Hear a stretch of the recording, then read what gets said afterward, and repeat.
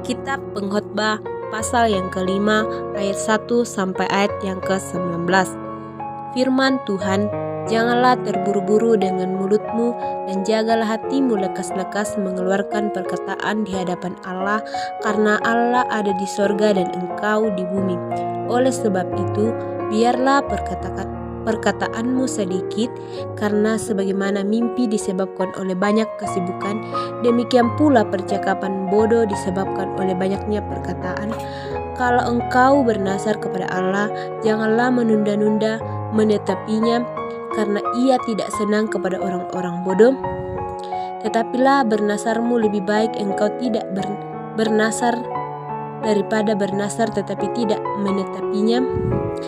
Jagalah mulutmu membawa engkau ke dalam dosa, dan jagalah perkataan di hadapan utusan Allah bahwa engkau kilaf. Apakah perlu Allah menjadi murka atas ucapan-ucapanmu dan meneruskan pekerjaan tanganmu? Karena bagaimana mimpi banyak, demikian juga perkataan sia-sia banyak, tetapi takutlah akan Allah. Kalau engkau melihat dalam suatu daerah orang miskin ditindas dan hukum serta keadilan diperkosa, janganlah heran akan perkara itu, karena pejabat tinggi yang satu mengawasi yang lain, begitu pula pejabat-pejabat yang lebih tinggi mengawasi mereka.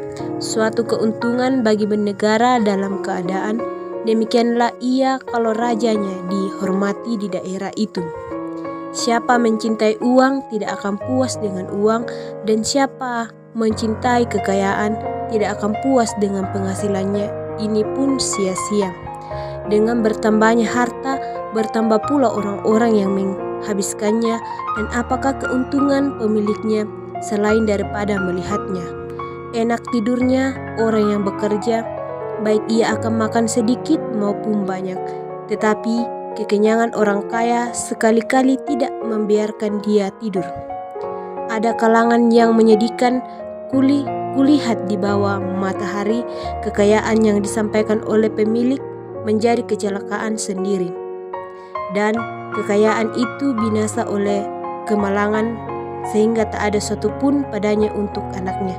Sebagaimana ia keluar dari kandungan ibunya, demikian juga ia akan pergi telanjang seperti ketika ia datang, dan tidak diperbolehkan dari jeripayanya suatu pun yang dapat dia bawa dalam tangannya. Ini bukan kemalangan yang menyedihkan, sebagaimana ia datang, demikian pun ia akan pergi. Dan apakah keuntungan orang tadi yang telah berlelah menjaring angin? Malah sepanjang umurnya ia tidak berada dalam kegelapan dan kesedihan, mengalami banyak kesusahan, penderitaan, dan kekesalan.